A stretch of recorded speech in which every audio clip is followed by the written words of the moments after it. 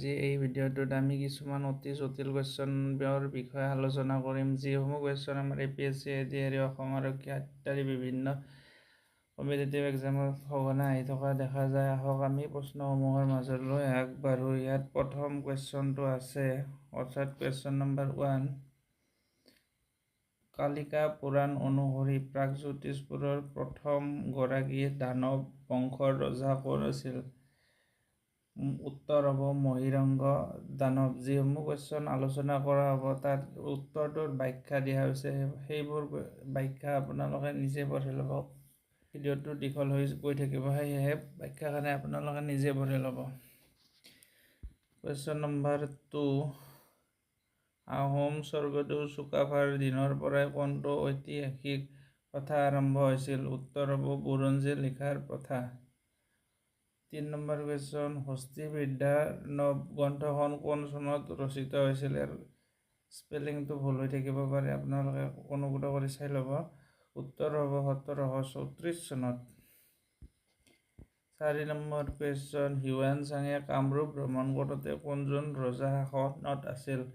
উত্তৰ হ'ব ৰজা ভাস্কৰ বৰ্মা। 5 নম্বৰ কুৱেশ্যন, আহোম প্ৰশাসনত বৰপাত্ৰ গোহাঁই পদবীটোত কোনজন স্বৰ্গদেউ সৃষ্টি কৰিছিল? উত্তৰ হ'ব স্বৰ্গদেউ চুহুংমুং, যাৰ আন এটা নাম দিহিঙীয়া ৰজা।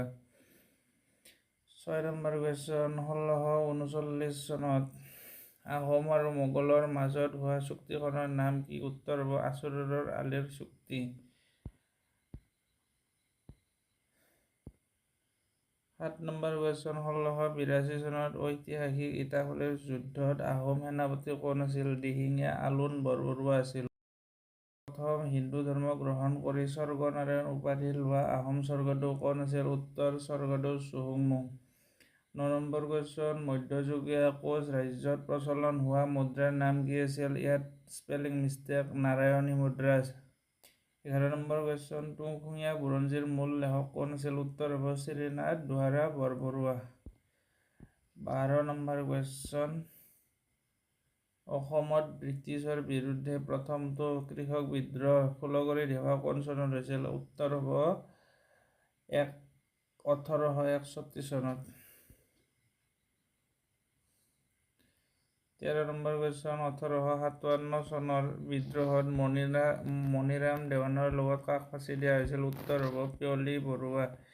ইয়াৰ পিছত আহিলোঁ আমি 14 নম্বৰ কুৱেশ্যন, হাজোৰ হয়গ্ৰীৱ মাধৱ মন্দিৰ কোনটো পাহাৰত অৱস্থিত? উত্তৰ হ'ব মণিকোট পাহাৰ। 15 নম্বৰ কুৱেশ্যন, আহোম প্ৰশাসনত বৰফুকনৰ প্ৰথম মুখ্য কাৰ্যালয় ক'ত আছিল? উত্তৰ হ'ব কলিয়াবৰত। ভূগোল, পৰিৱেশ আৰু জৈৱ বৈচিত্ৰ্যৰ ওপৰত তলৰ কুৱেশ্যনসমূহ হ'ব। 16 নম্বৰ কুৱেশ্যন, দিহিং পাটকাই বৰ্ষাৰণ্যৰ প্ৰধান ভৌগোলিক বৈশিষ্ট্য কি? উত্তৰ হ'ব দ্বীপাৰ্কাপ। 17 নম্বৰ কুৱেশ্যন, যোৰহাট জিলাৰ গিবন অভয়াৰণ্যত কোনবিধ প্ৰাণী সংৰক্ষণ কৰা হয়? হলৌ বান্দৰ। 18 নম্বৰ কুৱেশ্যন, গুৱাহাটীৰ কাষৰীয়া কোনটো আৰ্দ্ৰভূমি ৰামছাৰ স্থান হিচাপে স্বীকৃতিপ্ৰাপ্ত? এনচাৰ হ'ব দীপৰ বিল, ইয়াত স্পেলিং মিষ্টেক। নদী কোন নদীৰ এটি প্ৰধান উপনৈ? উত্তৰ হ'ব ব্ৰহ্মপুত্ৰ নদী। 2011 চনৰ লোকসভা অনুসৰি অসমৰ কোনখন জিলাৰ জনবসতিৰ ঘনত্ব আটাইতকৈ কম? উত্তৰ ডিমা হাছাও জিলা। 21 নম্বৰ কুৱেশ্যন, ৰাষ্ট্ৰীয় জলপথ 2 NW2 ব্ৰহ্মপুত্ৰ নদীৰ কোন দুটা স্থানৰ মাজত বিস্তৃত? শদিয়াৰ পৰা ধুবুৰীলৈ টোটেল 891 কিলোমিটাৰ ধৰি বিস্তৃত। 22 নম্বৰ কুৱেশ্যন, কোনখন অভয়াৰণ্যত সোণালী বান্দৰ প্ৰধানকৈ পোৱা যায়? উত্তৰ হ'ব মানস ৰাষ্ট্ৰীয় উদ্যান আৰু চক্ৰশিলা অভয়াৰণ্য। 23 নম্বৰ কুৱেশ্যন, কাজিৰঙা ৰাষ্ট্ৰীয় উদ্যানক কোন চনত ইউনেস্কোৰ বিশ্ব ঐতিহ্য ক্ষেত্ৰ মৰ্যাদা দিয়া হৈছিল? 20 বৰাইল পৰ্বতমালা অসমৰ কোন দুটা উপত্যকাৰ মাজত জলবিভাজিকা? উত্তৰ হ'ব ব্ৰহ্মপুত্ৰ উপত্যকা আৰু বৰাক উপত্যকা। 25 নম্বৰ কুৱেশ্যন, ভৌগোলিক আয়তনৰ ফালৰ পৰা অসমৰ আটাইতকৈ সৰু জিলা কোনখন? উত্তৰ হ'ব কামৰূপ মহানগৰ জিলা। 26 নম্বৰ কুৱেশ্যন, এছিয়াৰ প্ৰথম সফল খনিজ তেল কুঁৱাটো ক'ত খোদিত কৰা হৈছে? উত্তৰ হ'ব ডিগবৈ, 1889 চনত। 27 নম্বৰ কুৱেশ্যন, ঐতিহাসিক বিনিময় প্ৰথাৰ বাবে জনাজাত জোনবিল মেলা কোন জনগোষ্ঠীয়ে আয়োজন কৰে? উত্তৰ হ'ব তিৱা জনগোষ্ঠীয়ে। 28 নম্বৰ কুৱেশ্যন, নলবাৰী আৰু বাক্সা জিলাৰ মাজেৰে বৈ যোৱা নদীসমূহৰ নাম কি? উত্তৰ হ'ব পাগলদিয়া আৰু পুথিমাৰী নদী। 19 নম্বৰ কুৱেশ্যন, ব্ৰহ্মপুত্ৰৰ উত্তৰ পাৰৰ এটি প্ৰধান উপনৈ সোৱণশিৰি নদীৰ উৎপত্তি ক'ত? সোৱণশিৰি নদীৰ উৎপত্তি তিব্বতৰ হিমালয় অঞ্চলৰ পৰা। বৰাক উপত্যকাৰ মুখ্য চহৰ শিলচৰ কোন নদীৰ পাৰত? উত্তৰ হ'ব বৰাক নদী। ইয়াৰ পিছত আহিল কলা, সাহিত্য, সংস্কৃতি আৰু ৰাজনীতিৰ ওপৰত কিছুমান কুৱেশ্যন। 31 নম্বৰ কুৱেশ্যন, প্ৰথমখন অসমীয়া মাহেকীয়া আলোচনী অৰুণোদয় কোন বছৰত প্ৰকাশ পাইছিল? 1846 চনত শিৱসাগৰৰ পৰা। ব্যাখ্যাখিনি পঢ়ি ল'ব আপোনালোকে। অসমীয়া সাহিত্যৰ উপন্যাস সম্ৰাট বুলি কাক জনা যায়? খুবেই সহজ, ৰজনীকান্ত বৰদলৈ।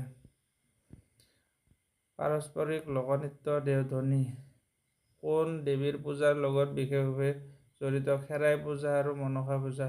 অ মোৰ আপোনাৰ গানটোৰ সুৰকাৰ কমলা প্ৰসাদ আগৰৱালা, কথা হৈছে লক্ষ্মীনাথ বেজবৰুৱা। 35 নম্বৰ কুৱেশ্যন, সত্ৰীয় নৃত্য কোন চনত ভাৰতীয় সংগীত নাটক একাডেমীৰ স্বীকৃতি লাভ কৰে? 2000 চনত।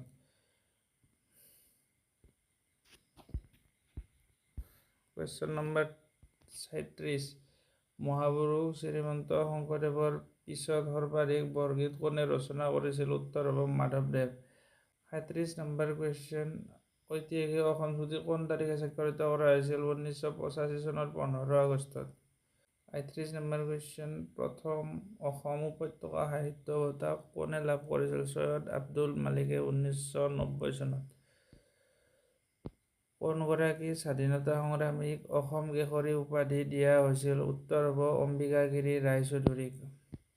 40 নম্বৰ কুৱেশ্যন, সাঁচিপাতত লিখিবলৈ ব্যৱহাৰ কৰা স্থায়ী ক'লা ৰংবিধ কিহৰ পৰা তৈয়াৰ কৰা হৈছিল? উত্তৰ হ'ব হিংগুল, মণিৰাজ আৰু কেঁচা আমৰ মিশ্ৰণেৰে। 41 নম্বৰ কুৱেশ্যন,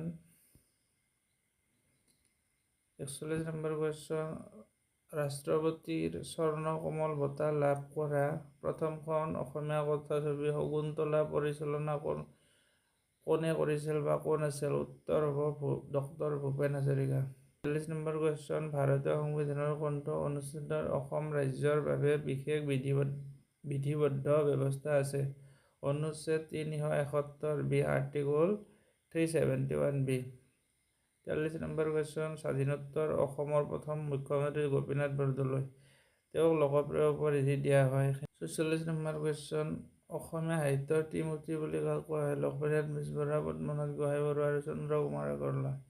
আলি আই লৃগাং কোন জনগোষ্ঠীৰ বসন্তৰ উৎসৱ? উত্তৰ হ'ব মিচিং জনগোষ্ঠীৰ। প্ৰাগজ্যোতিষপুৰ বা কামৰূপ নামৰ সৰ্বপ্ৰথম উল্লেখ কোনটো গ্ৰন্থত বা কোনখন গ্ৰন্থত পোৱা যায়? উত্তৰ হ'ব মহাভাৰত আৰু ৰামায়ণ। 47 নম্বৰ কুৱেশ্যন, 1917 চনত গঠিত অসম সাহিত্য সভাৰ প্ৰথম সভাপতি কোন আছিল? পদ্মনাথ গোহাঞিবৰুৱা। 48 নম্বৰ কুৱেশ্যন, আইন অমান্য আন্দোলনত অংশ লৈ কাৰাগাৰলৈ যোৱা প্ৰথমগৰাকী অসমীয়া মহিলা কোন? চন্দ্ৰপ্ৰভা শইকীয়া। তালিব্য হ'ব লাগিছিল। 50 নম্বৰ কুৱেশ্যন, কোনখন ঐতিহাসিক সাহিত্য পত্ৰিকাই আধুনিক অসমীয়া সাহিত্যলৈ বিপ্লৱ আনিছিল? উত্তৰ হ'ব ৰামধেনু। 76 কুৱেশ্যন, আজিৰ গুৱাহাটী উচ্চ ন্যায়ালয় কোন চনত প্ৰতিষ্ঠা? 1948 চনৰ 5 এপ্ৰিলত। যদি এই ভিডিঅ'টো ভাল পালে আৰু এনেকুৱা ভিডিঅ' আপোনালোকে চাব বিচাৰে চেনেলটো ছাবস্ক্ৰাইব, লাইক আৰু শ্বেয়াৰ কৰিব। ধন্যবাদ।